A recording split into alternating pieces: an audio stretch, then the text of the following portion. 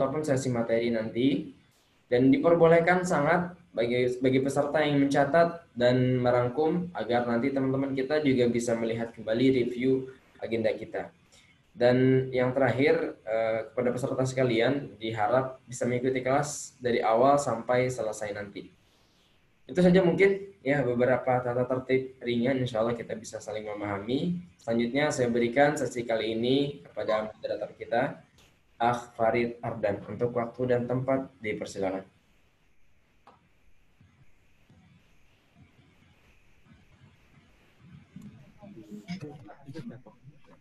Baik, bismillah, assalamualaikum warahmatullahi wabarakatuh.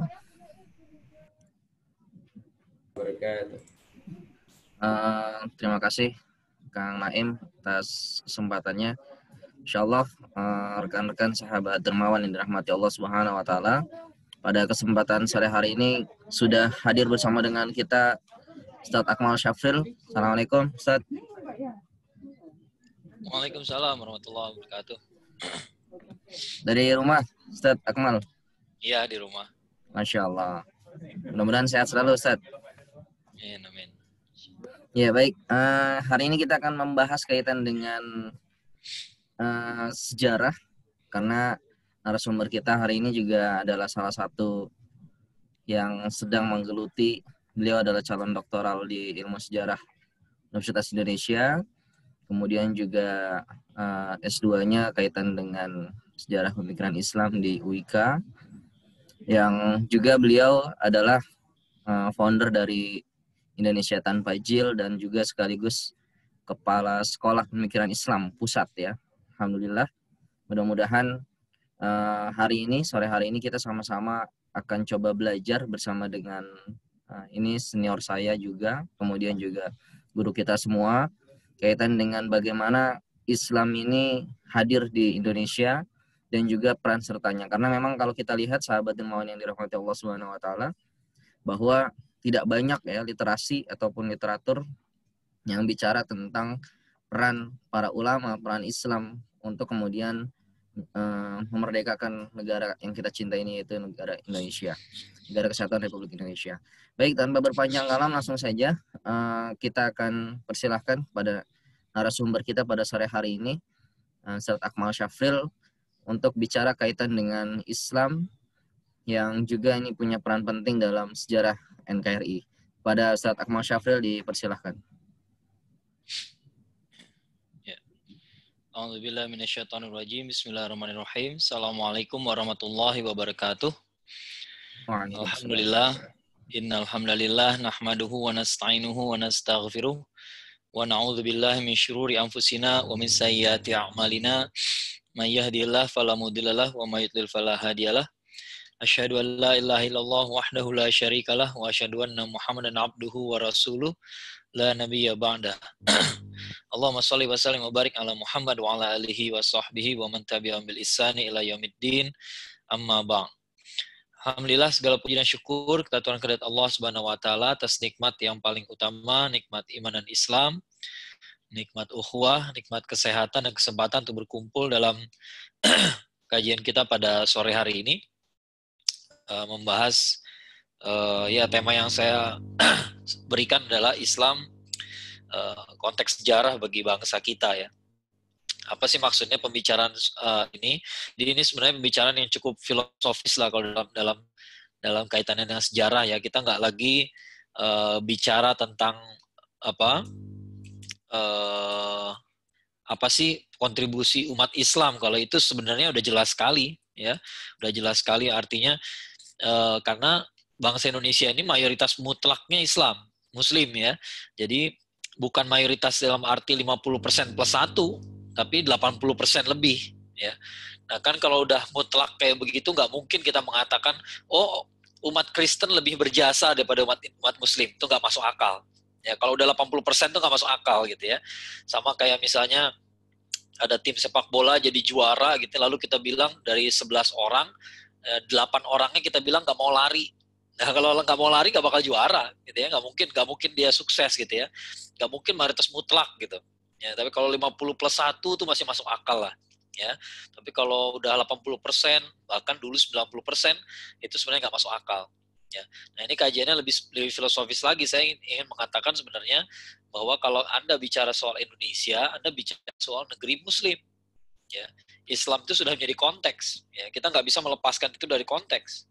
Ya, kita nggak bisa mendefinisikan Indonesia sebagai negara pelanjut Majapahit dan Sriwijaya misalnya. Kenapa? Majapahit itu Hindu dan Sriwijaya Buddha.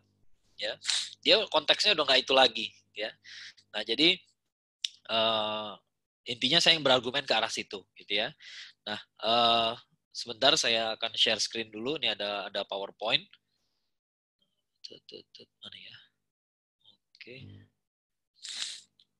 Oh, ini.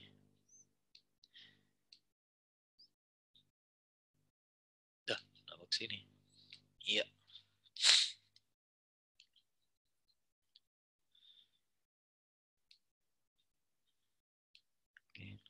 Ya, Islam sebuah konteks sejarah untuk NKRI. Jadi orang kalau bilang NKRI gitu ya, kemudian dia diadu domba dengan Islam, biasanya gitu kan? Ya semua orang yang sekarang ini lagi hobi bicara NKRI biasanya justru nggak ramah sama Islam. Nah ini yang aneh gitu. Ini yang ingin saya tangkis gitu ya, bahwa Anda nggak bisa bicara NKRI tanpa mengetahui konteks bahwa bangsa ini bangsa Muslim. Ini negeri Muslim ya. Kalau kata Buya Hamka, ini negeri Muslim walaupun bukan negara Islam. Ya, negeri Islam walaupun bukan negara Islam. Ya, mungkin secara formal dia bukan negara Islam, dia Islam tidak menjadi agama negaranya, agama resmi negara gitu ya. Tapi adalah sebuah kenyataan de facto, sebuah fakta bahwa ini adalah negeri Muslim. Ya, jadi nggak mungkin kemudian kepentingan umat Islam itu dipinggirkan, nggak mungkin jasa-jasa bangsa umat Muslim itu dipertanyakan, itu nggak masuk akal. Ya, lalu kemudian Islam dianggap sebagai barang baru gitu ya, impor dari Arab, gimana cara impornya? Maksudnya Indonesia itu sendiri dari awal sudah mayoritas Muslim, jadi kita nggak bisa menganggap Islam sebagai barang impor. Ya, nggak mungkin. Lalu kita bawa konteksnya, oh dulu sebelum ada Islam kan agama bangsa kita animisme, dinamisme, itu konteks yang sudah terlalu jauh. Ya, nah ini dibahasan di slide pertama. Nah ini ada sebuah persoalan filosofis dalam ilmu sejarah, yaitu kontinuitas dan diskontinuitas. Ya, continue dan discontinue intinya begitu ya. Nah di satu sisi sejarah itu kan continue, jadi nggak mungkin ada tahun 2020 tanpa tahun 2019. Ya, nggak mungkin kita bicara sesuatu yang terjadi tahun 2020 tanpa bicara ada sesuatu yang tanpa membicarakan ada peristiwa pendahuluannya. Ya, kan nggak ada peristiwa berdiri sendiri tiba-tiba gitu ya. Ya ada nggak di dunia ini peristiwa berdiri sendiri gitu. Misalnya Hitler mengumumkan mengobarkan perang dunia kedua gitu ya. Nah, kita harus cerita Hitler ini kenapa sebenarnya. Ya, ada apa dengan Hitler? Karena manusia biasa nggak akan mengobarkan perang dunia. Ya, pasti ada sesuatu yang lain dari seorang Hitler ini yang bisa kita analisis dari masa lalunya, kenapa dia jadi gitu amat gitu ya jadi gitu tuh macam-macam lah ya, bisa jadi gitu tuh artinya berambisi, bisa jadi sadis, bisa jadi ya apa aja mau kita analisis gitu ya. Yang pasti Hitler tuh nggak muncul tiba-tiba gitu ya. Keputusan dia untuk mengobarkan perang dunia kedua tuh ya tidak muncul dalam semalam ya. Nah, misalnya dia pernah terlibat waktu dia pangkatnya masih kopral, dia pernah terlibat dalam perang dunia pertama. Nah itu ada background satu kan, ada background pertama.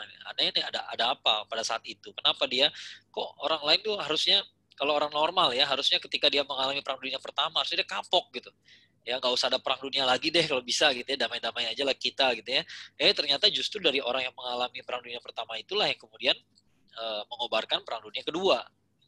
Nah ada sesuatu yang terjadi, nah, itu bisa dianalisis ya, nggak mungkin dia muncul tiba-tiba dari ruang vakum gitu. Ya, secara filosofis begitu ya. Tapi di sisi lain ada juga yang discontinue ya, artinya nggak segala hal yang terjadi kemarin berhubungan dengan apa yang terjadi hari ini. Ya.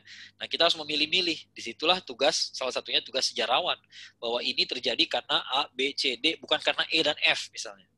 Ya, bukan karena F, bukan hanya meskipun E dan F itu terjadi sama-sama kemarin, ya, tapi itu nggak berhubungan dengan yang terjadi sekarang, gitu. Atau ya A, B, C, D, E dan F semuanya terjadi di masa lampau, Tapi yang E dan F udah nggak ngaruh karena terlalu jauh. Ya, nah, kayak contohnya misalnya saya jelaskan di sini, ya, menghubungkan kebijakan luar negeri Amerika Serikat Donald Trump, ya, dengan kebudayaan masyarakat Indian. Ya, kan sama-sama penghuni benua Amerika tuh, sama-sama penghuni benua Amerika Utara. Ya, orang Amerika Serikat sekarang sama masyarakat Indian yang asli Native American itu sama-sama penghuni Amerika Utara. Ya. Tapi kehidupan mereka nggak berhubungan lagi. Kenapa? Karena masyarakat Indian sudah lama dipersekusi, dihabisi, dia bahkan terjadi mengalami genosida dan sebagainya. Yang berkuasa di sana udah bangsa yang lain lagi. Ya. Demikian juga kita bicara tentang Saudi Arabia. Saudi Arabia ini adalah kerajaan yang sekarang ada di daerah Hijaz misalnya gitu ya. Lalu siapa yang pernah hidup di Hijaz itu? Kaum Samud, kaum Samud, kaum Ad, kejauhan. Ya, kejauhan. Kaum Samud itu udah diazab sampai habis, sudah nggak relevan lagi. Ya, bicara dinasti Abbasiyah dengan Irak di zaman Saddam Hussein, nggak nyambung. Ya, sama dinasti Daulah Abbasiyah memang ibu kotanya di Baghdad. Ya, tapi udah nggak berhubungan lagi dengan Saddam Hussein misalnya. Ya, kejauhan. Ya. Kemudian apalagi ya? Ini contohnya nih. Ada yang nanya ke saya, Ustaz, ini saya dengar Wali Songo ada yang berasal dari Cina. Gitu ya. Lalu orang resah gitu. Kenapa? Cina kan komunis. Nah, saya bilang Cina komunis itu sejak Mao Zedong mendirikan Partai Komunis. Sebelumnya kan enggak. Ya, sebelumnya tidak. Sebelumnya mereka orang-orang beragama biasa dan bahkan ketika kaisarnya beragama lain gitu ya, pernah mereka punya laksamana yang Muslim. Ya, Cheng Ho itu Zheng He gitu ya. Kemudian ada lagi yang gelisah karena ada ulama terdahulu ternyata orang Iran. Ya, orang Iran. Wah, berarti ini Syiah dong Ustaz. Oh enggak. Ya, Iran itu identik dengan Syiah sejak revolusi Iran. Ya, sejak revolusi yang dipimpin oleh Khomeini. Ya, sebelum itu enggak. Iran itu tidak identik dengan Syiah. Ya, Syiahnya udah ada dari dulu. Ya, tapi tidak identik gitu. Tidak dominan di sana. Gitu ya. Jadi kita harus mengetahui mana yang discontinue dan mana yang continue.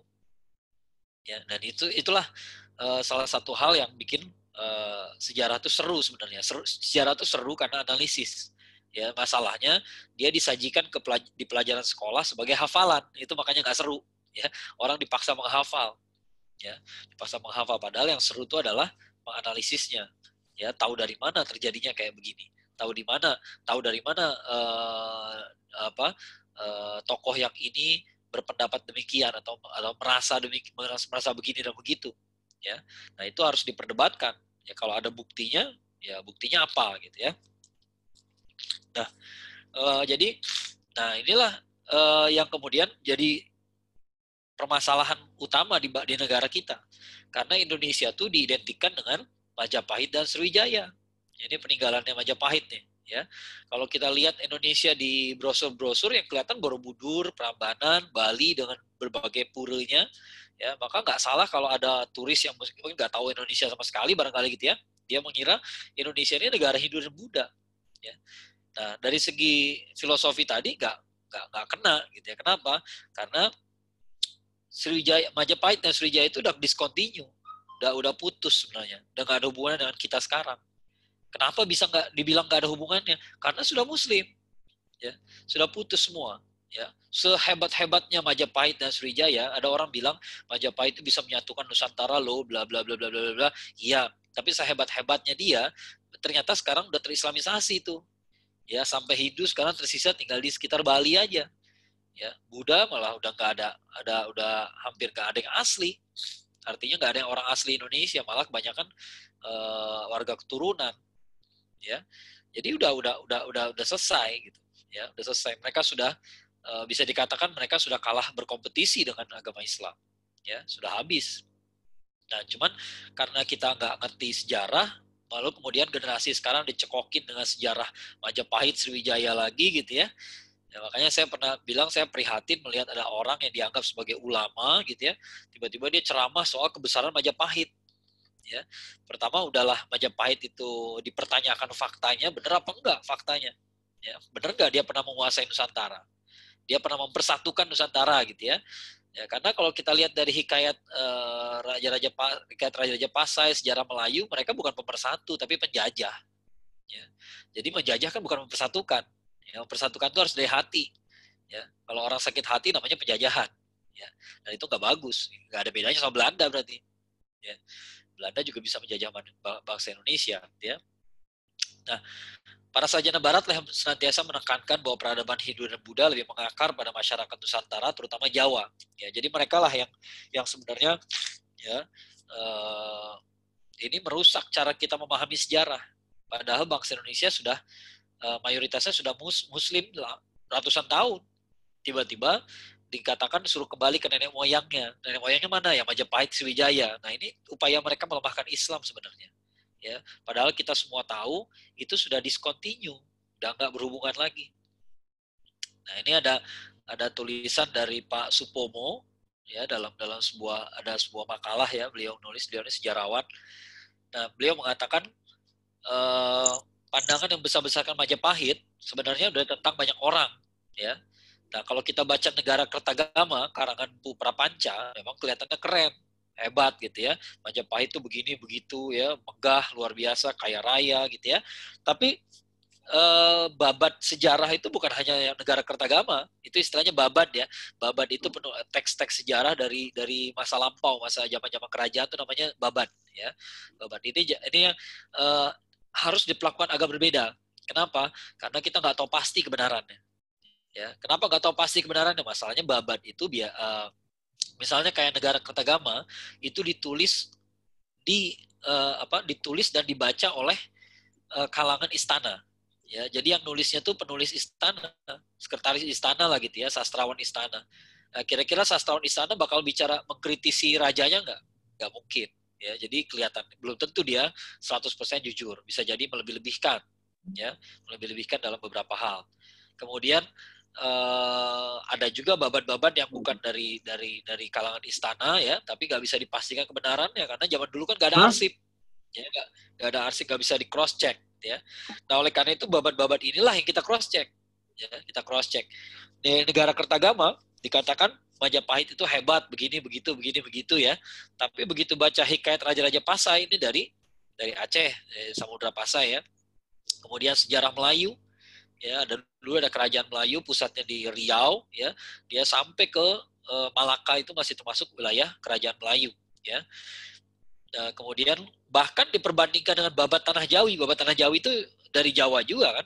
Cuma selisih 100 tahun antara Negara Kertagama dan babat tanah Jawi ya. Begitu diperbandingkan ternyata nggak sama. Ya, katanya Majapahit itu hebat, tapi di babat tanah Jawi enggak. Ya. Kemudian di hikayat Raja-Raja Pasai sejarah Melayu Majapahit dibilang hebat, tapi hebatnya itu hebat penjajah.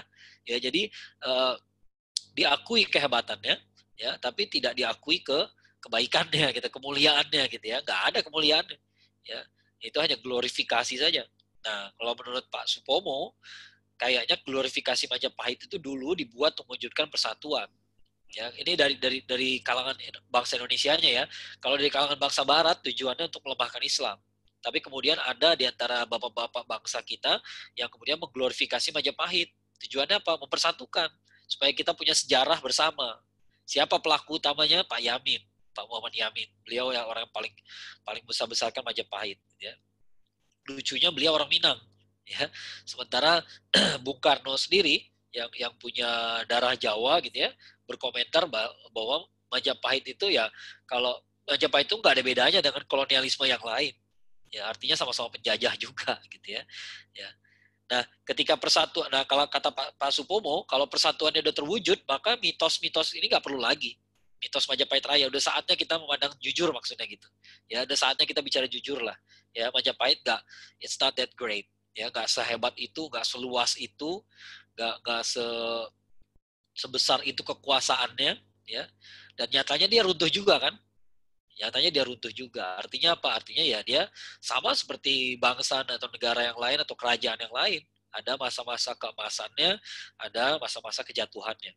Ya, itu berlaku juga. Nah ini yang saya bicarakan tadi gitu ya, ada orang yang terlanjur dianggap sebagai ulama lalu membesar-besarkan Majapahit, lalu dia bilang Majapahit punya pusaka yang kalau diacungin begini aja hancur semua orang, jadi kayak nuklir katanya gitu ya. Nah kalau punya senjata sehebat itu kenapa hancur juga akhirnya Majapahit? Ya, kenapa bubar juga? Ya, kadang-kadang ya inilah ya, sejarah itu sebenarnya harus dihadapi dengan analisis, dengan kritis. Nah, kalau di tangan orang yang tidak kritis atau di hadapan audiens yang tidak kritis, maka mereka akan terima saja. Oh iya, Majapahit itu hebat gitu ya. Ya itu aja. Nah, banyak tokoh yang menekankan bahwa Indonesia adalah sesuatu yang baru yang bukan merupakan kelanjutan dari Majapahit, Sriwijaya atau peradaban Hindu-Buddha secara umumnya. Ya, kemarin saya baru beberapa pekan yang lalu ya. Jadi ada diskusi khusus lah di kalangan para sejarawan ya untuk memperingati 77 tahun ya, 77 tahun Pak Anhar Gonggong. Ya, mungkin ada yang kenal Pak Anhar Gonggong. Kayaknya kalau sejarawan yang paling terkenal beliau karena sering masuk TV ya. Pak Anhar Gonggong ini ya sejarawan yang serius ya, artinya betul-betul sejarawan sejati gitu ya. Nah, beliau udah usia 77 tahun dan beliau sangat senior. Beliau mengatakan ya, ketika ditanya bahwa Anda optimis nggak bahwa Indonesia akan tetap bertahan, ya bertahan menghadapi menghadapi berbagai tantangan lah gitu ya. Kata beliau, ya saya optimis asalkan kita nggak lupa. Tidak lupa apa? Tidak lupa bahwa Indonesia ini hasil kesepakatan. Bahwa tadinya nggak ada Indonesia, tadinya nggak ada. Ya. Artinya apa sih maksud beliau itu apa? Maksudnya adalah karena ini kesepakatan, maka don't take it for granted. Jangan dikira ini akan selamanya. Ya, selamanya Indonesia bakal ada. Enggak. Ya, dia ini akan ada selama kita masih menghargai kesepakatan kita. Sekarang misalnya ada bicara-bicara Islam Nusantara.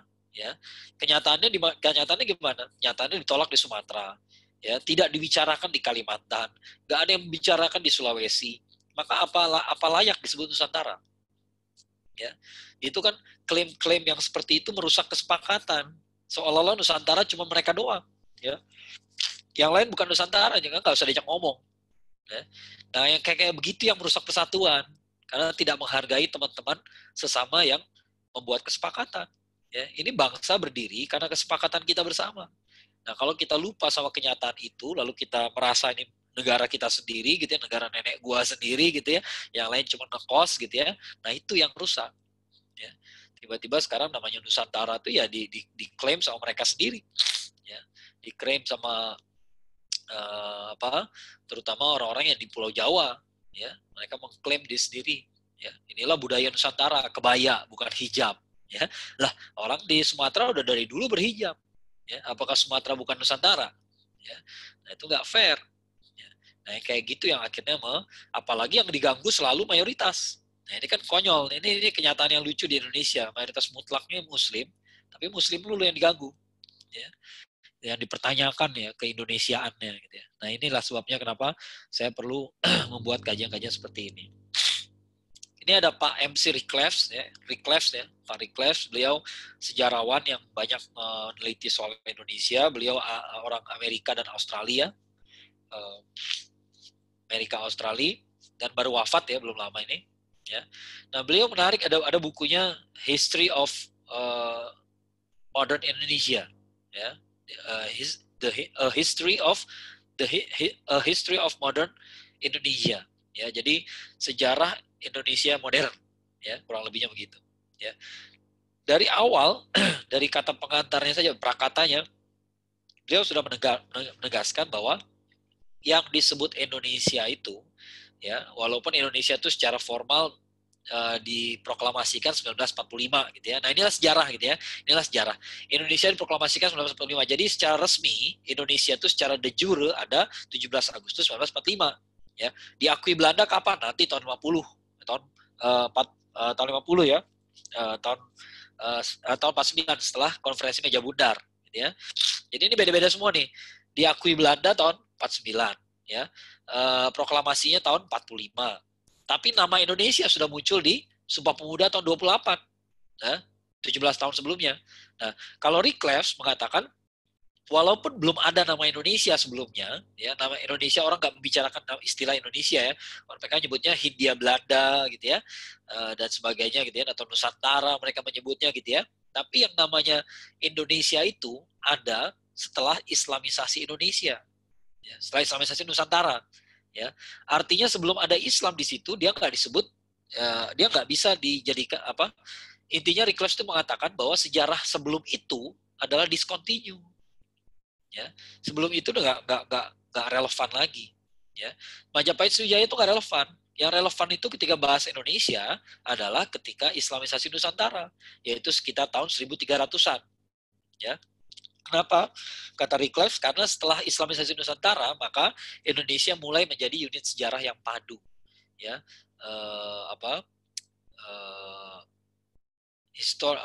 coherent historical unit, ya, unit sejarah yang padu, ya, baru dia menjadi punya perasaan kebangsaan itu, ya. Nah ini seperti yang kata Pak Anhar Gonggong tadi, Indonesia itu ada karena kesepakatan, ya, artinya kesepakatan itu bukan berarti kesepakatan harus formal kita shake hands gitu ya, ada tanda tangan, ada hitam di bawah putih, nggak mesti, tapi selama kita merasa satu bangsa, maka bangsa itu masih ada, gitu. Ya, kita ini kan dijajah bertahun-tahun sama Belanda, ya, tapi kita berhasil memelihara perasaan kebangsaan kita. Maka walaupun udah puluhan tahun kita dijajah, ratusan tahun kita dijajah, kita nggak pernah merasa kita ini orang Belanda. Ya. Selama nggak ada perasaan itu, maka bangsa kita tetap ada, dan walaupun kita dijajah, ya, kita masih tetap bangsa yang terpisah, yang otonom, ya, yang berdiri sendiri. Ya, selama orang di Palestina masih merasa dirinya Palestina dan bukan Israel, maka selama itu bangsa Palestina masih ada. Gitu. Ya, walaupun mereka udah terbuang, ada yang mengungsi ke Jordania, ada yang mengungsi kemana-mana gitu ya, tetap mereka merasa bangsa Palestina. Ya, bahkan yang udah pergi ke Amerika gitu ya, yang udah beranak cucu di Amerika, yang bahkan sebenarnya gaya hidupnya sekuler gitu ya, mereka masih menyebut dirinya orang Palestina, maka Palestina masih ada. Ya, nggak akan hilang. Ya. Nah, perasaan sebangsa itu adanya gara-gara seakidah. Dan Islam yang persatukan mereka. Dulu mereka kerajaannya Hindu dan Buddha, iya. Tapi Hindu dan Buddha itu nggak persatukan mereka rupanya. Ya. Islam lah yang bikin perasaan mereka jadi satu. Ya. Nah, menurut Recluse, ada 3 unsur yang menyebabkan Indonesia disebut menjadi unit sejarah yang padu pada masa tersebut. Yang pertama, unsur kebudayaan, yaitu Islamisasi yang terjadi pada tahun 1300-an. Ya, jadi kita ini jadi satu, ya, karena satu budaya. Ya, budaya ini satu berarti maksudnya bukan berarti budaya kita sama persis, ya, tapi semua budaya daerah diwarnai oleh Islam. Ya, nggak bisa enggak gitu, karena Islam begitu masuk dia mewarnai budaya. Ya. Yang kedua, unsur topik, yaitu saling pengaruh antara Indonesia dan Eropa sejak 1500-an, ya. Nah, sejak 1500-an masuklah bangsa Eropa, lalu jadi topik yang sama lah, ya, kita ini bangsa dijajah sama bangsa Eropa, ya. Yang ketiga, unsur historiografi, yaitu sumber-sumber primer yang ditulis dalam bahasa Indonesia modern dan barat, ya. Nah itu jadi titik awalnya kata beliau adalah tahun 1300-an, yaitu sejak Islamisasi. Nah ini pun sebenarnya dikritik juga. Ya, apa betul tahun 1300 Islam masuk?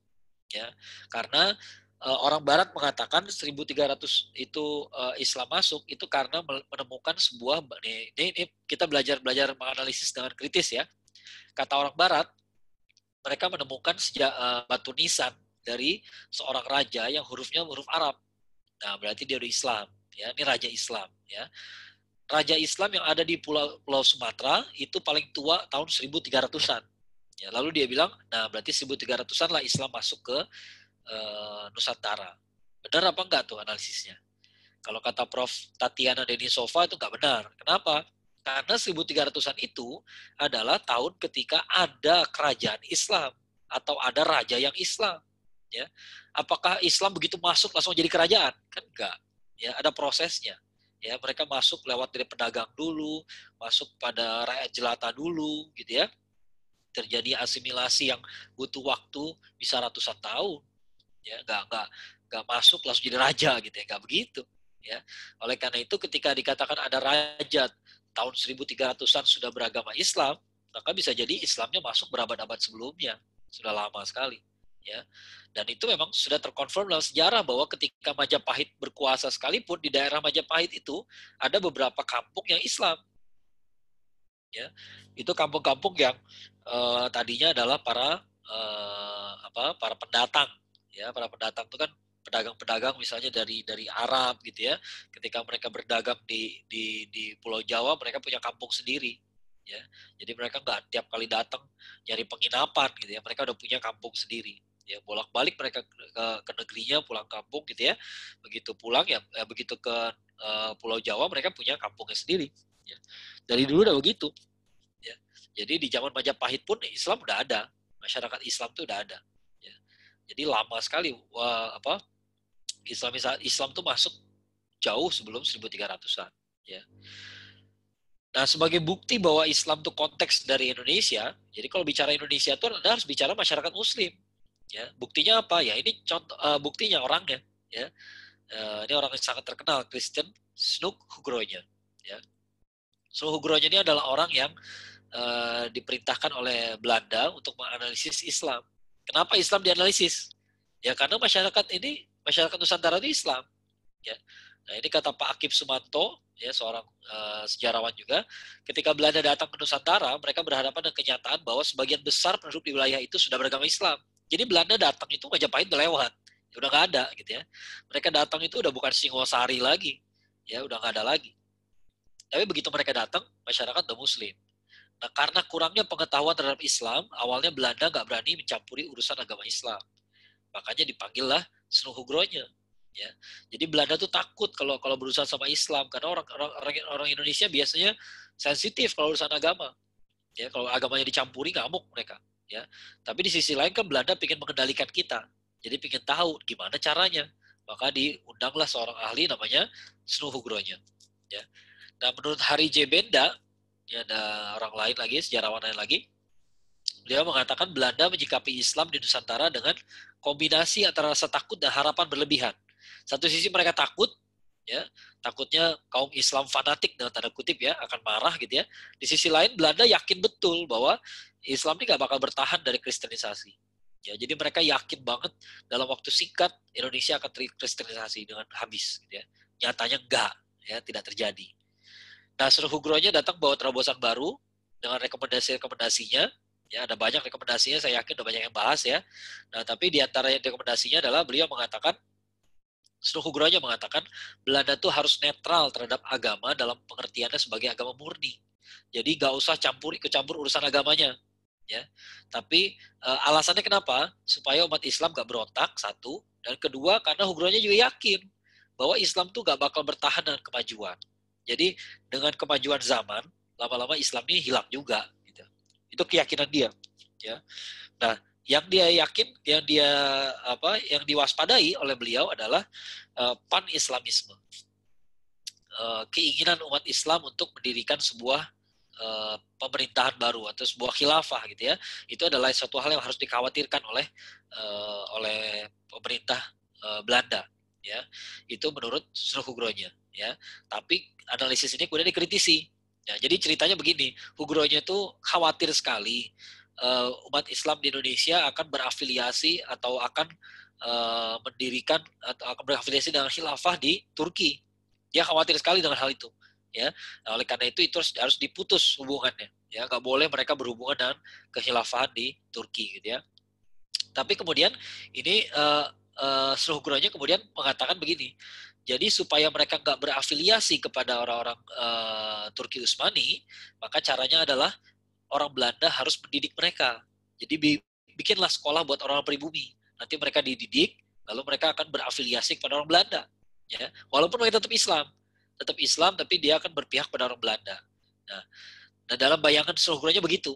Nah, kemudian beberapa setelah ternyata terbukti Snuggronya nggak berhasil, kan nggak berhasil sebenarnya. Kadang-kadang orang di satu sisi suka membahas Snuggronya ini sukses, padahal enggak. Ya, banyak dikritisi oleh orang-orang Barat sendiri. Nah, orang-orang Barat sendiri, para sejarawan mengatakan Snuggronya nggak berhasil. Ya, nah apa indikasi dia tidak berhasil? Indikasinya adalah dia mengkhawatirkan pan-Islamisme. Lalu solusi dia adalah modernisme. Orang Islam harus diajari ilmu-ilmu modern, diajari pendidikan modern ala Barat. Ya, memang ada di antara umat Muslim yang kemudian dididik ala Barat, kemudian dia jadi berpihak pada orang Barat, gitu. Ada, ya kayak zaman sekarang Islam liberal, gitu ya. Tapi sebagian besar nggak begitu. Ternyata ketika dipraktekkan, ternyata justru dari orang-orang Muslim yang belajar ilmu-ilmu modern, dari mereka itulah lahir pemimpin-pemimpin bangsa. ya, pemimpin pemberontakan terhadap Belanda, ya. Di situ kita bisa lihat betapa Islam tuh resilient, ya. Resilient itu artinya tangguh gitu ya. Dikasih masalah satu dia bisa belok ke tempat lain gitu ya. Dipaksa belajar di sekolah Belanda bisa dimanfaatkan, ya, bisa dimanfaatkan. Kenapa? Karena ilmu modern tuh gak kafir, ya. Yang salah tuh ya ada hal-hal tertentu yang salah gitu ya. Worldview mereka yang salah gitu ya. Misalnya ketika kita belajar ilmu ekonomi, tiba-tiba diajarin prinsip ekonomi adalah memperoleh keuntungan sebesar-besarnya dengan modal sekecil-kecilnya gitu ya. Kapitalis banget kan. Nah, itu yang salah gitu ya. Tapi ketika belajar fisika, matematika, ya hampir semuanya nggak ada ilmu kafir, nggak ada ilmu yang Islami gitu ya, dalam hal itu gitu ya. Tapi kalau dalam hal epistemologi, dalam hal ilmu sosial dan humaniora memang berbahaya gitu ya. Nah, oleh karena itu umat Islam disuruh belajar sama orang kafir ya oke-oke aja ya. Ternyata umat Islam nggak kehilangan akidahnya tuh. Ya, banyak yang ada tapi nggak banyak gitu ya yang kehilangan akidahnya ya. Kemudian itulah bukti kegagalan analisisnya Nugroho. Ya, ada juga yang bilang itu gara-gara itu bukan Nugroho yang gagal sih, itu gara-gara Belandanya yang gagal mengimplementasikan. Jadi kata Nugroho harusnya orang-orang pribumi itu dididik sama Belanda, lalu orang-orang pribumi yang di sekolahin sama Belanda harus dapat pekerjaan yang bagus, ya, supaya mereka lebih bergengsi, ya. Nah, kenyataannya namanya penjajah gitu ya, tetap aja pekerjaan yang bagus-bagus buat orang Belanda. Pribumi nggak dapat apa-apa. Nah, akhirnya pribumi yang di sekolahin udah tinggi-tinggi, tapi ternyata nggak bisa dapat pekerjaan yang bagus banget gitu ya, mereka sakit hati, akhirnya melawan. Ya, akhirnya melawan Belanda juga ujung-ujungnya gitu ya. Nah, ada George McTurnan Cahin, ini juga sejarawan ya, orang Amerika yang sangat penasaran kenapa bangsa Indonesia bisa mengadakan revolusi. Revolusi ini bukan revolusi yang perjuangan kemerdekaan itu sebetulnya revolusi ya. Perjuangan bangsa Indonesia merebut kemerdekaan itu sebetulnya revolusi ya. Kan tahun 45 setelah kita proklamasi, setelah itu kan perang besar. Sampai tahun 49 itu masih perang besar. Namanya ada agresi militer Belanda 1, agresi militer Belanda 2 gitu ya. Inggris ikut-ikutan, ya, Inggris masuk ke dalam pertempuran. Jadi kita nggak lawan Belanda doang, tapi melawan sekutu ya. Nah, itu suatu hal yang diteliti sama orang-orang barat. Kenapa orang Indonesia ini begitu kuat gitu. Ya, begitu kuat berperang karena pada saat itu semua orang nggak bisa napas. Ya, kan baru selesai perang dunia kedua, ya. Orang lagi pada kecapean, tapi bangsa Indonesia enggak, ya. Masih sangat kuat sekali. Nah, kata Cahin, ya, ada 6 faktor yang melahirkan nasionalisme Indonesia. Yang pertama, solidaritas sebagai bekas jajahan Belanda, ya. Artinya ini ada modal solidaritas dari sini nih, ya. Ada kesadaran sejarah sebagai penerus Sriwijaya dan Majapahit, ya. Nah, tapi yang paling utama kata beliau adalah homogenitas agama yang sangat tinggi, yaitu Islam, ya. Islam inilah yang nah, kalau yang pertama dan kedua, yang pertama itu kan cuma membangun solidaritas saja, ya. Yang kedua itu membangun kesadaran sejarah, ya. Kita dulu pernah satu bangsa loh dulu. Kapan? Zaman Majapahit. Nggak tahu kapan, nggak inget gitu ya. Kalau ditanya kapannya seperti apa Indonesia saat itu, nggak ada yang tahu. Tapi pokoknya semua orang tahu lah Majapahit, Sriwijaya gitu ya. Tapi yang di masa kini, yang betul-betul dirasakan saat ini mempersatukan bangsa Indonesia adalah Islam. Ya. Nah, yang keempat adalah berkembangnya penggunaan bahasa Melayu rendah sebagai bahasa pemersatu. Ini juga berhubungan dengan Islam. Karena bahasa Melayu itu bahasa yang terislamisasi. Ya, yang paling terislamisasi itu bahasa Melayu. Makanya Belanda dulu bikin blunder. Dulu Belanda melarang bahasa Belanda untuk pribumi. Akhirnya pribumi memilih bahasa Melayu. Jadi walaupun di Jawa bahasanya Melayu juga. Itu bahasa lingua franca kita, bahasa obrolan kita pribumi Nusantara nih, semuanya ketika orang Jawa ketemu orang Sumatera bahasanya Melayu. Ketika orang Jawa ketemu orang Sulawesi bahasanya Melayu. Nah, kalau pakai bahasa Melayu ngertilah semua, ya. Nah, kemudian Belanda memilih membesarkan bahasa apa? Bahasa Jawa, ya. Bahasa Jawa yang diangkat, ya. Supaya apa? Supaya bahasa Melayu nggak dipilih. Bahasa Melayu itu yang paling terislamisasi, ya, yang paling banyak menyerap dalam bahasa Arab. Ya. Nah, kemudian, tapi faktanya tetap aja bahasa pemersatu itu adalah bahasa Melayu, gitu ya. Kemudian yang kelima keberadaan Volksraad, nah, itu sebagai simbolis saja. Ya. Volksraad itu kayak anggota DPR tapi dari pribumi. Ya. Tapi masalahnya sebenarnya dia nggak menentukan apa-apa, dia cuma menyampaikan keluhan saja kepada kerajaan Belanda gitu ya. Nah, masalah diterima apa enggak usulnya ya soal lain, biasanya nggak diterima gitu ya. Tapi itu sudah menjadi simbol dari perlawanan bangsa Indonesia pada saat itu. Yang keenam nih saya tulis nih. Sebenarnya saya perbaiki dulu ya, bukan pers Islam. Perkembangan pers maksudnya. Ya, perkembangan pers. Ya, jadi pers di Nusantara itu turut membantu bangkitnya rasa nasionalisme dan perlawanan terhadap penjajah, ya, revolusi. Ya. Nah, menurut Kehin, ini tadi sudah dibahas ya, meski Hugronya merekomendasikan mewaspadai pan-islamisme, pada kenyataannya justru kaum modernis Islam yang membangkitkan perlawanan mengusir penjajah. Ya kayak Pak Nasir itu kan belajar pendidikan Barat juga. Haji Agus Salim juga gitu ya. Tapi ternyata mereka malah melawan Belanda. Ya. Dan di samping itu menjauhkan Islam dari politik terbukti sia-sia. Kenapa? Karena tabiat agamanya sendiri yang politis. Ya. Islam itu udah politis, mau diapain lagi? Ya, gak bisa memisahkan Islam dari politik, itu nggak mungkin. Ya. Karena Islam bicara soal masyarakat misalnya. Ya. Masyarakat itu kan mengurus masyarakat harus dengan politik. Ya. Maka sia-sialah menjauhkan Islam itu dari politik. Yaitu kata Kehin. Nah, kemudian ada lagi orang Malaysia nih, Pak Ahmad Adam. Ya, Ahmadnya pakai T ya, Ahmad Adam. Beliau membahas masalah pers, bagaimana pers di pribumi di Nusantara ini berhasil membangkitkan perasaan kesadaran kebangsaan. Ya. Salah satunya beliau garis bawahi adalah di dalam pers pribumi kan ada genre-nya itu ada 3. Jadi ada pers Belanda, ada pers Barat ya terutama Belanda. Kemudian ada pers Tionghoa peranakan. Yang ketiga pers pribumi. Dalam pers pribumi ada subgenre lagi, yaitu pers Islam. Ya. Pers Tionghoa dan pers pribumi berkembang selanjutnya, sedangkan yang terakhir menggunakan bahasa Melayu rendah. Nah, ini yang tadi dibilang bahasa kan. Ya, jadi pers sama bahasa itu berhubungan. Ya. Nah, yang menarik adalah perkembangan pers juga merupakan cerminan pertumbuhan intelektual. Karena pers itu dibuat oleh dan untuk kalangan intelektual. Kalangan nggak intelek mah nggak bakal baca gitu. Ya, intinya begitu ya. Nggak bakal orang yang nggak intelek tuh baca koran tuh nggak bakal. Ya. Nah, yang menariknya adalah setelah muncul pers pribumi, muncul pula pers Islam. Ya. Pers Islam berarti masyarakat Islam yang intelek. Ya. Nah, di antara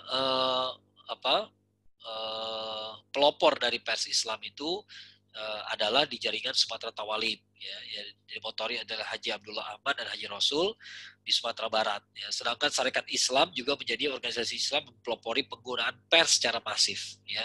Jadi orang Islam tuh begitu dibuka kanalnya, boleh bikin surat kabar gitu ya,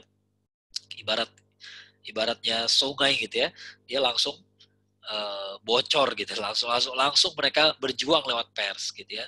Jadi jiwa perjuangan itu memang jiwanya orang Islam. Ya. Jadi gak bisa mereka mencegah. Makanya ini saya bilang gak bisa kita bilang NKRI itu ada konteks lain di luar Islam. Enggak, karena yang perjuangkan NKRI itu orang Islam. Ya. Orang lain gak berjuang sekuat kita. Ya.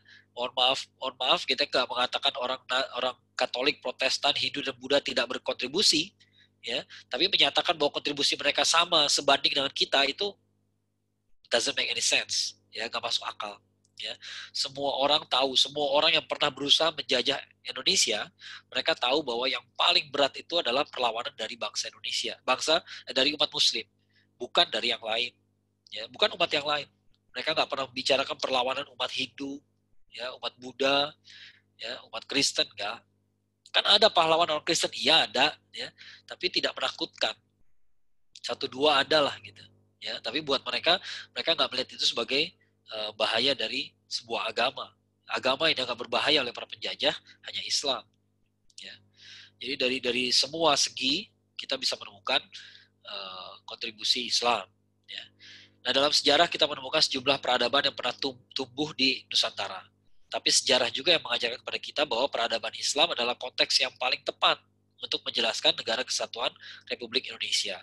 Ya, seperti kata Buya Hamka, Indonesia itu negeri Islam meski belum menjadi negara Islam. Ya. Jadi sekali lagi Nggak bisa kita bicara soal Indonesia tanpa konteks Islam. Ya, tadi saya menemukan ada sebuah postingan di Instagram yang mengatakan Anda kalau berdebat soal masalah LGBT jangan bawa agama karena nggak semua orang setuju sama agama. Ya kata dia gitu ya, nggak semua orang setuju sama agama. Nah ini orang yang nggak ngerti konteks. Ini Indonesia. Di Indonesia konteksnya adalah Islam. Ya, Anda nggak bisa membahas sesuatu tanpa konteks Islam tuh nggak bisa. Ya, misalnya di Indonesia mau dagang daging anjing, ya, mau ekspor impor daging anjing, itu nggak masuk akal. Kenapa? Ya mungkin ada lah di bangsa Indonesia ini yang makan daging anjing gitu ya, tapi nggak bakal laku di Indonesia, ya, atau mungkin cuma ke daerah tertentu saja, ya, tapi ke seluruh daerah Indonesia nggak bakal sukses, ya, nggak bakal laku keras kayak daging ayam gitu. Ya kenapa? Ini konteks Indonesia itu Islam, ya. Jadi nggak masuk akal mendagangkan sesuatu dari produk sampai ideologi gitu ya, yang melawan Islam itu nggak masuk akal. Lalu Anda berharap nggak ada perlawanan, nggak bisa, ya nggak mungkin, ya, karena Anda sudah bersikap berlawanan dengan konteks tadi, gitu ya. Nah itulah mungkin yang dapat saya sampaikan. Saya kembalikan dulu kepada moderator, mungkin kita sambung dengan tanya jawab atau.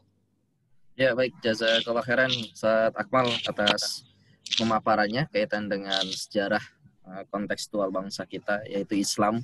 Karena memang kalau kita bahas dan diskusi secara mendalam tentang NKRI, tentang peran para ulama dan juga khususnya peran Islam dalam memerdekakan Indonesia, pasti ya cukup panjang gitu ya Ustaz ya.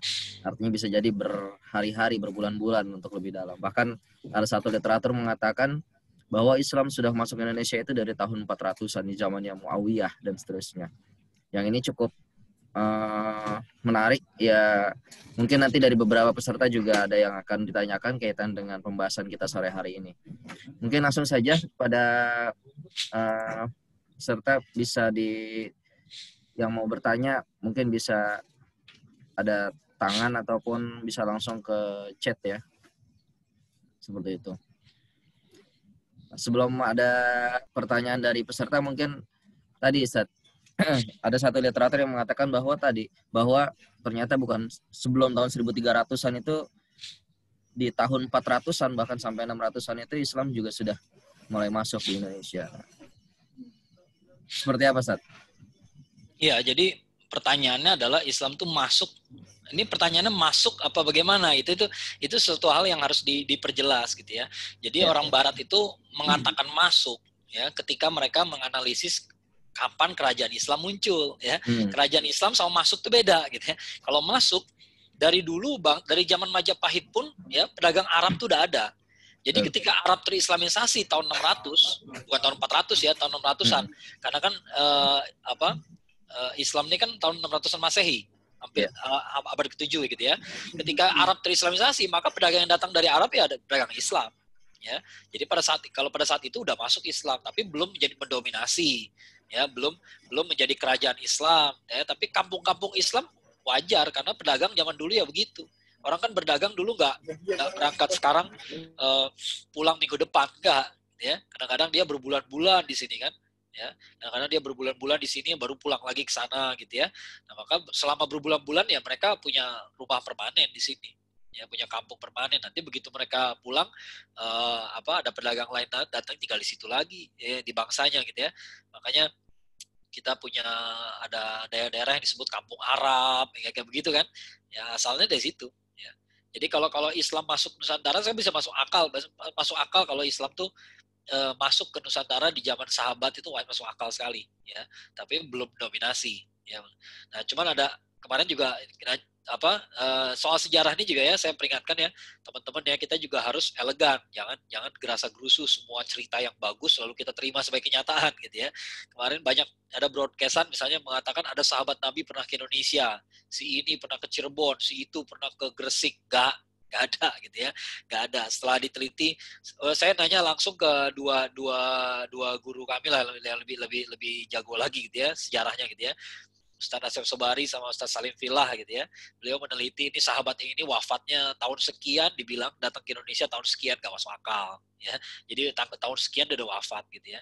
Nggak, sahabat Nabi nggak ada catatan sahabat Nabi yang pernah ke Indonesia, nggak ada ya. Tapi di zaman sahabat masuk akal Ya, di zaman Muawiyah itu kan berarti udah masih zaman sahabat kan. Ya. Baik, ada pertanyaan Ustaz dari Verly Norman.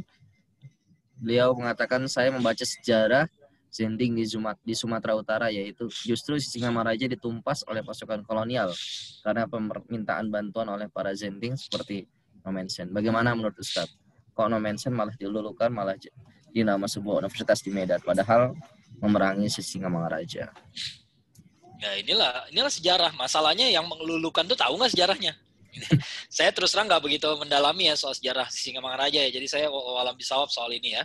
Tapi sangat nggak aneh gitu. Kayak sekarang aja. Sekarang kok bisa ada ulama, ada kiai, ada gus gitu ya, yang tiba-tiba membesar-besarkan Majapahit.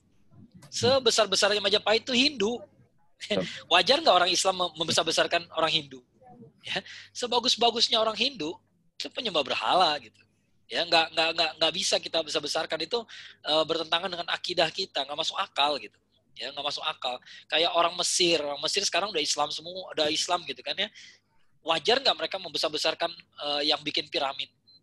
Ya, bangga gitu ya. Dulu nih negara para Firaun loh. Bangga banget jadi bangsa Firaun gitu ya. Ngapain nyebut bangsa Firaun gitu ya? Ya bilang Nabi Yusuf kayak gitu ya, yang dibangga-banggain gitu ya. Jangan Firaun ya. Ya itulah gitu ya. Masalahnya mereka tahu nggak sejarah itu gitu ya. Barangkali mereka nggak tahu. Atau memang mereka mereka memang membela nilai itu. Ya, nilai apa? Nilai misionarisme. Ya, jadi mereka kelihatan keberpihakannya ke arah situ. Ya. Nah, itulah. Jadi kan kadang-kadang pahlawan di kalangan kita dianggap penjahat di kalangan mereka kan. Ya, kayak Salahuddin Al-Ayyubi kan dianggap penjahat sama orang Barat gitu kan. Ya, tapi bagi kita kan pahlawan. Ya itulah sejarah.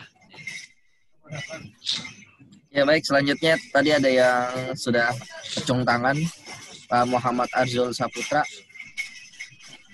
Ini ada pertanyaannya. Setelah Furgon gagal pada program sekularisasi, apa ada yang melanjutkan program itu dan bagaimana umat Islam saat itu membentuknya? Ya, jadi gini, kita bilang Furgonnya gagal itu bukan gagal total, ya. Demikian juga kalau orang bilang berhasil bukan berhasil total, ya. Jadi yang salah tuh yang black and white pemandangannya, seolah-olah Furgonnya itu berhasil banget gitu. Nah, kita harus melihat sejarah ini sebagai banyak abu-abunya. Nah, abu-abunya itu maksudnya begini. Saya kasih contoh ya. Haji Rasul mendirikan Sumatera Tawalib di Sumatera Barat. Ya, Haji Rasul ini bapaknya Buya Hamka. Dia mendirikan Sumatera Tawalib. Sumatera Tawalib itu adalah sekolah pertama, jaringan sekolah bahkan ya, bukan sekolah satu sekolah tapi jaringan sekolah gitu ya, yang berpandangan modern. Jadi mereka ubah cara belajarnya yang tadinya halakoh jadi kelas yang seperti modern, punya meja, punya kursi gitu ya. Mereka belajar huruf Latin juga, mereka belajar ilmu-ilmu modern dan sebagainya gitu ya. Nggak sekedar seperti pesantren pada zaman itu gitu ya. Nggak seperti sekolah-sekolah madrasah pada zaman itu. Mereka ingin lebih gitu ya. Lalu karena pandangan modernnya juga, maka mereka ada murid-murid mereka yang kemudian belajar ke luar negeri. Ya, ke luar negeri belajar ya. Nah, ketika setelah diputuskan bahwa anak-anak sekolah Sumatera Tawalib ini belajar ke sekolah ke luar negeri, apakah semuanya plus atau semuanya minus? Yang benar adalah ada plus ada minusnya. Ada hasil yang bagusnya, ada juga yang jeleknya. Hasil yang bagusnya apa? Hasil yang bagusnya begitu pulang mereka punya pandangan modern. Mereka mendirikan organisasi modern. Apa sih organisasi modern? Kalau zaman dulu organisasi itu tergantung senioritas. Ya, pokoknya siapa kiainya, dialah yang bisa bikin organisasi. Ya, tapi dalam organisasi modern, ya, yang penting itu apa? Yang penting itu tujuan. Ya, visinya apa? Saya mau bikin organisasi tentang ini. Maka ketuanya adalah yang sanggup mengemban amanah itu. Ya, jadi nggak penting dia ini udah kiai apa belum, dia ini anak kiai atau bukan. Gitu. Kalau dulu nggak gitu. Ya, kalau dulu orang akan melihat posisi mereka di tengah-tengah masyarakat adat. Ya. Kalau organisasi modern nggak melihat itu. Ya. Nah, pandangan seperti itu tuh baru muncul setelah orang-orang belajar ke luar negeri. Ya. Jadi mereka kemudian terjadi kemudian murid-murid itulah yang membawa pandangan baru. Kemudian runtuhlah semua struktur cara berpikir masyarakat dulu gitu ya. Yang dulunya mereka hanya bergerak kalau ketua adatnya bergerak gitu ya. Sekarang enggak. Ya, sekarang semua orang bisa punya inisiatif ya. Saya mau bikin organisasi apa gitu ya, organisasi tujuannya misalnya remaja masjid misalnya gitu ya. Itu nggak perlu nunggu kiai ya. Pokoknya saya punya inisiatif. Ayo kita bikin bareng-bareng yuk. Siapa yang cocok jadi ketuanya? Pilih. Ya, itu organisasi modern tuh. Kalau zaman dulu nggak begitu. Ya. Itu positifnya. Negatifnya ada nggak? Ada. Karena komunisme datang dari orang-orang itu juga. Ya. Komunisme di Sumatera Barat itu dibawa oleh murid-murid Sumatera Tawalib juga. Yang pergi ke luar negeri. Begitu pulang mereka bawa ideologi lain. Ya. Nah ini perlu diperjelas juga. Komunis di zaman Sumatera Tawalib itu adalah komunis yang pada sholat semua. Masih pada beriman semua. Ya. Jadi PKI generasi pertama, generasi Semaun, generasi Tan Malaka, generasi kedua generasi Muso, generasi ketiga DNID itu beda-beda semua. Ya, jangan dianggap semuanya komunis berarti ateis ya. Di zamannya Tan Malaka enggak. Ya, justru di situ blundernya Tan Malaka. Karena di kalangan komunis dianggap setengah matang, di kalangan Islamis setengah matang juga. Ya. Katanya Islam tapi komunis, nah, nggak diterima juga. Di kalangan komunis juga gitu. Nah, katanya komunis tapi Islam, nah gitu ya. Jadi komunis pada zaman itu murid-murid Sumatera Tawalib masih pada sholat semua. Ya, nggak ada yang ateis tuh nggak ada. Ya, kalau ateisme dibawa ke Sumatera Barat nggak ada yang mau dengerin. Ya, nggak akan laku gitu ya. Tapi mereka tuh mengira komunisme itu lawan dari komunisme itu kan antitesis dari kapitalisme. Ya, Belanda dianggapnya sebagai kapitalis, maka mau lawan Belanda ya harus pakai komunis. Nah, mereka mikirnya gitu, sederhana itu. Mereka nggak bawa pemikiran Karl Marx yang bilang agama adalah candu bagi masyarakat, mereka nggak bawa itu tadinya. Ya, awalnya nggak begitu. Ya. Nah, kita harus lihat perkembangan itu. Nah, jadi sekali lagi kerjaannya Suhugronya, kemudian dia menerapkan sekularisasi nih kan, sekularisasi pendidikan Barat diterapkan kepada masyarakat pribumi. Tujuannya apa? Supaya mereka sekuler. Berhasil nggak? Ada keberhasilannya. Ya ada yang jadi begitu. Ya ada yang sekularisme itu memang akhirnya muncul di Indonesia. Tapi di sisi lain ada juga yang nggak termakan dengan sekularisme. Jadi walaupun dia lulus dari sekolah Barat, tapi tetap dia jadi pemimpin Islam. Pak Nasir contohnya tadi saya sebutkan. Haji Agus Salim bisa 7 bahasa, udah gaul kesana kemari, cas-cis di semua negara Eropa gitu ya. Tapi tetap aja dia ya, afiliasinya kepada apa? Islam. Ya, bukan pada yang lain. Ya. Nah ini menunjukkan sekali lagi Islam tuh, tadi saya menekankan ke situ. Kenapa? Karena biasanya selama ini kita bahas seolah-olah Suhugronya itu berhasil banget gitu. Ya, tapi kalau kita lihat sejarah, ya ini ternyata Allah mentakdirkan gitu ya. Ini tuh pendidikan Barat itu di satu sisi sebagai sumber masalah, di sisi lain itu jalan keluar juga.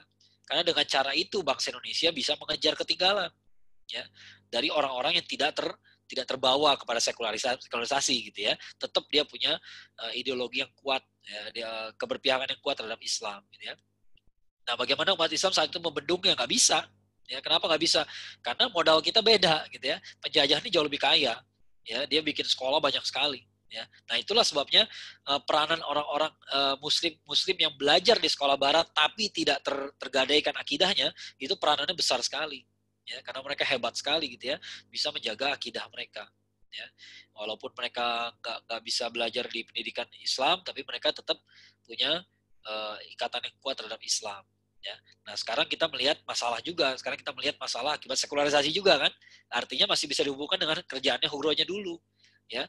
Nah jadi kita bilang Hugronya gagal sama sekali, nggak juga. Buktinya tuh masih ada Islam liberal. Ya.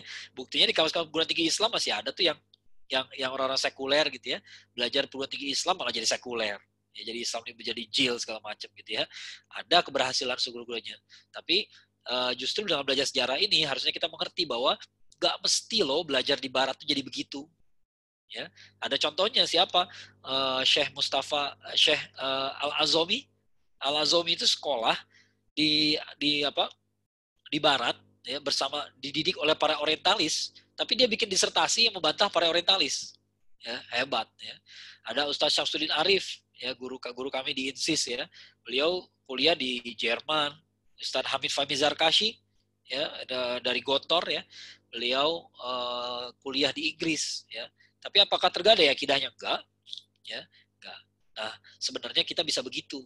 Ya, sebenarnya kita bisa gitu. Kita mampu untuk begitu. Ya, orang Islam tuh mampu kalau perlu belajar dari orang kafir, belajarlah. Ya. Kenapa?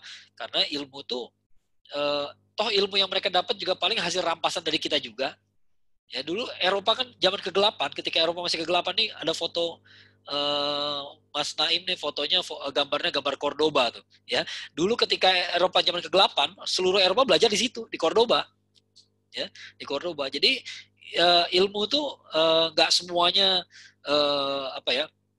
Nggak semuanya nggak semuanya buruk, nggak semuanya baik juga gitu ya. Memang harus disaring. Ya, kayak ada yang nanya ke saya, saya pernah mengatakan begini, siapa sih yang bikin bank syariah, yang bisa bikin bank syariah?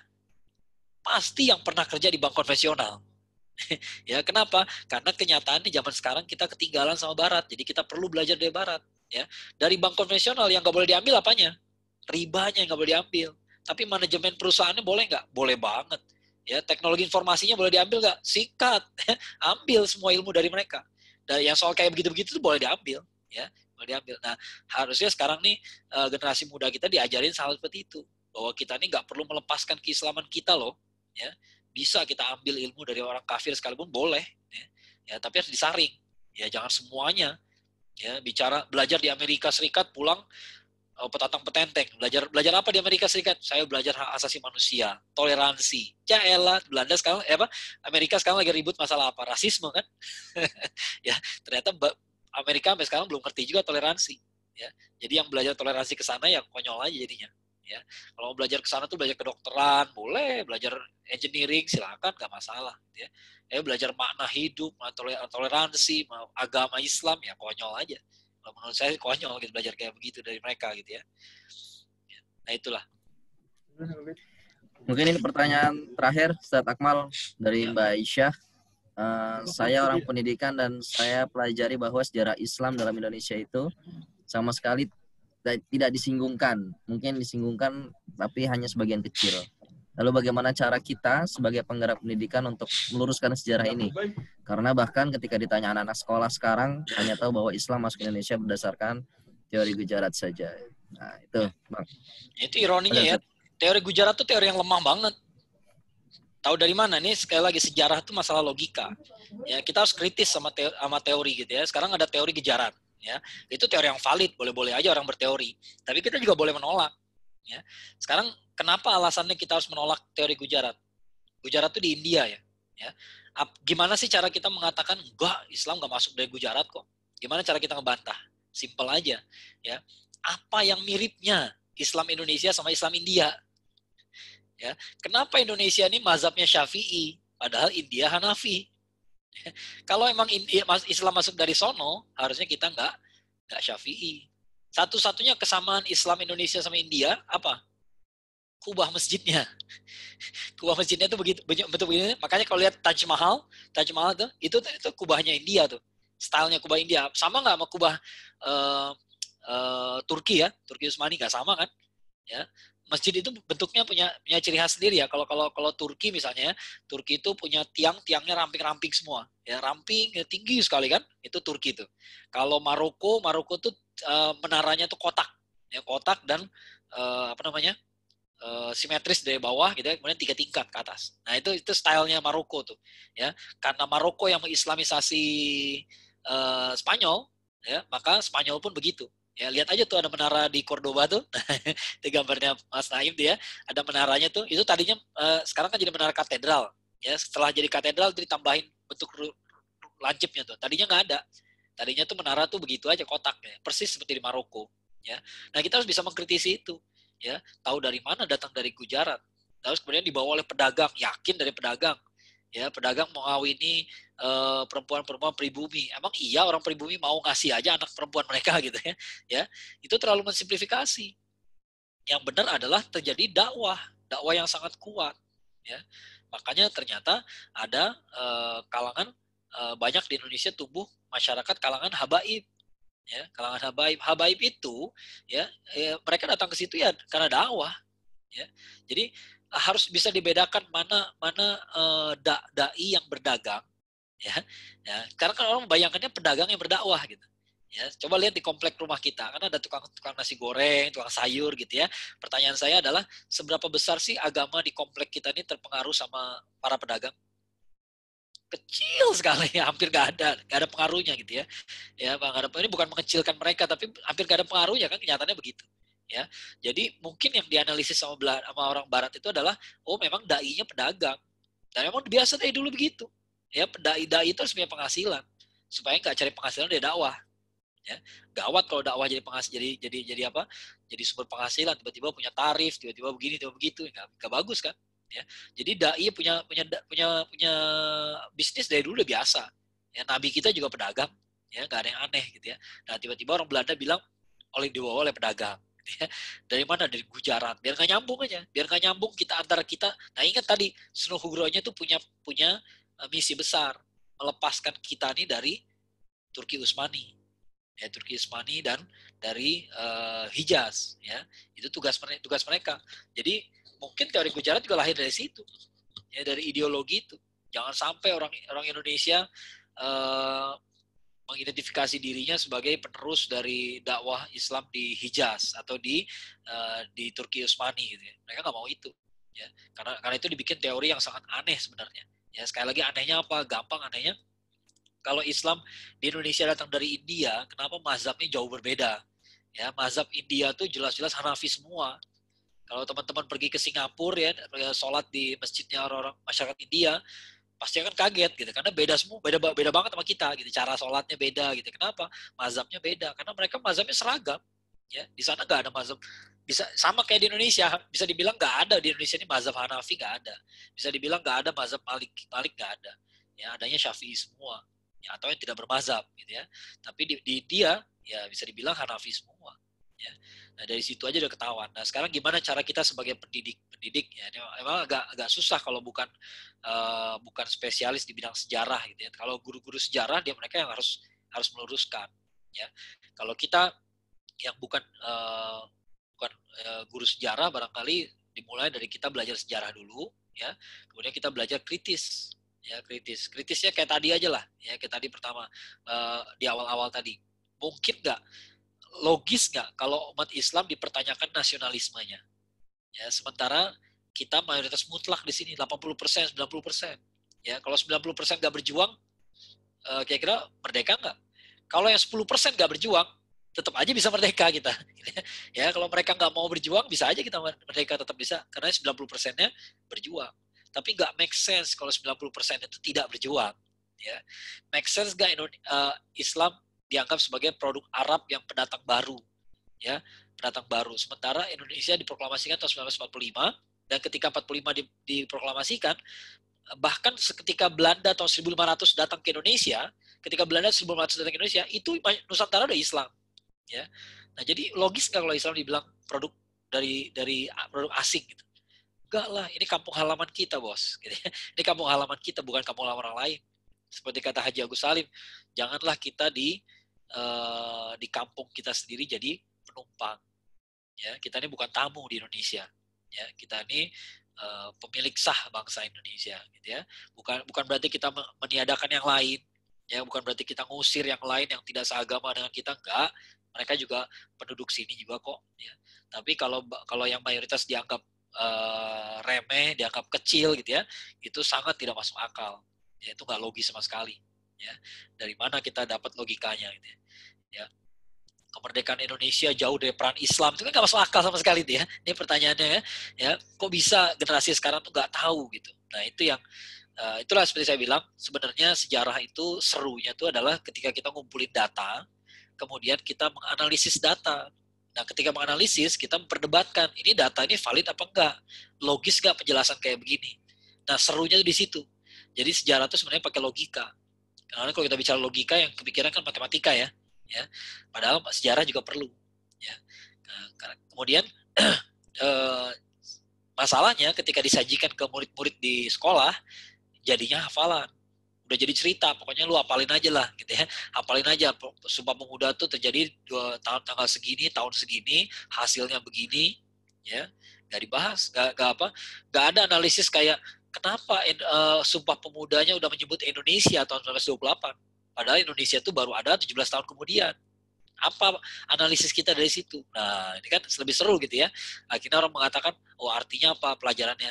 Artinya sebelum Indonesia terwujud secara de facto, secara de jure, ya, dia harus ada dalam hati kita dulu. Nah, gitu kan. Akhirnya jadi pelajaran, ya, bahwa yang kita impikan sekarang terjadinya bisa jadi 17 tahun lagi.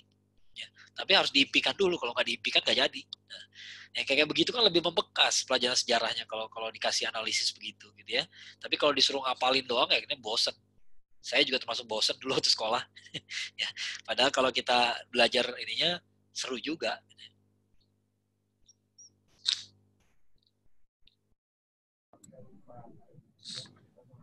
Saya mungkin ada pertanyaan terakhir nih dari Latif, sekaligus nanti bisa memberikan closing statement kaitan dengan tema kita pada sore hari ini tentang Islam konseptual sejarah bangsa.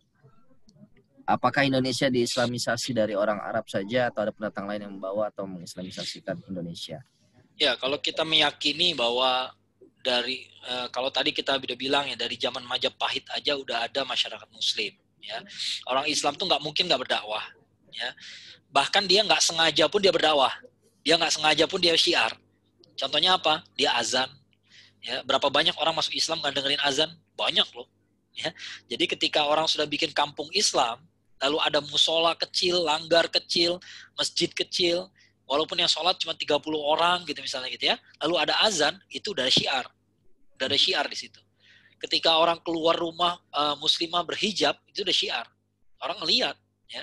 Orang ngelihat nih Ustadz Fadlan Garamatan dari Papua, ya. Beliau suka cerita, ya. Ketika muslimah Papua orang-orang Papua masuk Islam, lalu kemudian dikasih yang perempuannya dikasih jilbab gitu ya. Semua sepakat kok itu lebih cantik daripada sebelumnya. Ya, semua sepakat gitu. Ya, pakaian berhijab tuh kayak pakaian malaikat kalau mereka gitu ya. Ini dikira malaikat ya, ternyata orang gitu ya. Jadi mereka nggak ngebayangin ya kayak gitu tuh bagus gitu ya. Ya itu tuh bagus. Itu tuh udah fitrah manusia kok, melihat yang kayak begitu tuh bagus gitu ya. Jadi itu pun udah syiar ya. Nah, kalau kita meyakini dari zaman Majapahit aja udah ada masyarakat Islam, dan kemungkinan pada saat itu adalah zaman-zaman sahabat, ya memang orang Arab, ya, emang orang Arab gitu ya, membawa siapa lagi, ya, ya Arab di sini kan bukan Arab Saudi, bukan Hijaz, ya, karena Islam waktu itu udah masuk ke Persia, udah sampai ke Afrika, ya, kalau Afrika kecil kemungkinannya lah mereka yang berdakwah ke Indonesia, gitu ya, kecil karena Afrika sendiri baru terislamisasi.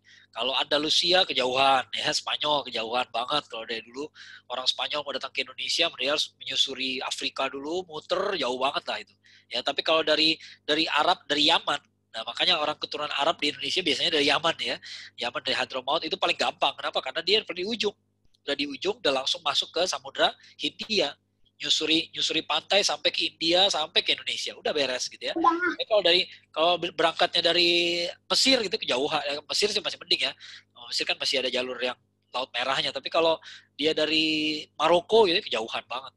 Ya, Maroko kejauhan. Ya, karena dia harus menyusuri Afrika dulu. Ya, jauh banget itu. Ya, bisa nyampainya bisa setahun 2 tahun kali berlayarnya gitu ya. Ya, jadi kenyataannya memang dari Arab gitu ya, dari Arab. Tapi Arab itu ya bisa, nah ini makanya jangan galau kalau tiba-tiba ada ulama ternyata dia keturunan dari Iran. Nah, lalu kita galau gitu ya. Wah, berarti Syiah dong. Belum tentu, ya belum tentu gitu ya. Karena Iran dulu tidak identik dengan Syiah. Ya, banyak juga ulama-ulama besar kayak Imam Al-Ghazali itu kan orang dari wilayah situ, dari wilayah Iran gitu ya. Tapi dia bukan Syiah gitu ya. Nah, memang kemungkinan dari orang Arab, dan Arab itu biasanya Yaman. Ya, makanya banyak habaib di Indonesia biasanya dari Yaman. Ya, karena Yaman itu paling gampang. Kalau mau datang ke Indonesia nyusurin pantai aja sampai ke India sampai ke Indonesia. Ya itu dari saya. Mungkin closing statement kaitan dengan materi kita sore hari ini.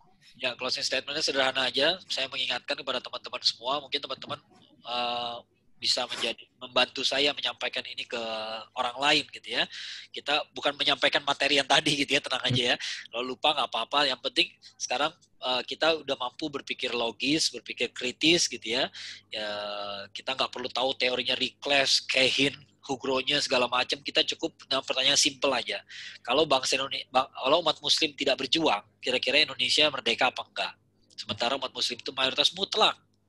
Nah, dari situlah kita tahu bahwa umat Muslim adalah yang paling berkontribusi. ya. Dan Islam itu adalah konteks yang tepat bagi NKRI. Kalau bicara NKRI jangan bicara seolah NKRI itu bertentangan dengan Islam, nggak bisa, nggak logis, ya. Ketika sedang berjuang semua teriak Allahu Akbar kok, ya. Jadi sekularisme nggak bisa dibawa, ya. Orang sekuler nggak berjuang hidup sekularisme gitu, nggak ada gitu ya. Ya ada juga Allahu Akbar, dar dar dar dar. Kalau udah mati apa? Mati syahid, gitu ya. Bukan mati mati sekuler apa namanya ya. Nggak ada mati syahid, ya. Yang ada mati dalam jihad, ya, namanya mati syahid, ya. Makanya dikuburkan sesuai adanya saja, nggak perlu dimandikan segala macam gitu ya. Makanya orang tuh bisa kuat berjuang tuh karena itu, ya. Karena orang Islam percaya sama jihad, percaya sama mati syahid gitu ya. Nah, oleh karena itu jangan mau lagi seperti yang saya ingatkan tadi, seperti kata-kata Haji Agus Salim, jangan sampai kita di negeri kita sendiri kita jadi penumpang. Ya, mudah-mudahan bermanfaat. Insya Allah kita ketemu di kesempatan yang lain. Bila taufiq hidayah. Assalamualaikum warahmatullahi wabarakatuh. Waalaikumsalam warahmatullahi wabarakatuh. Jazakallah khairan Ustaz Akmal Syafril atas materinya pada sore hari ini, Masya Allah. Mungkin ini baru kulitnya aja sebenarnya.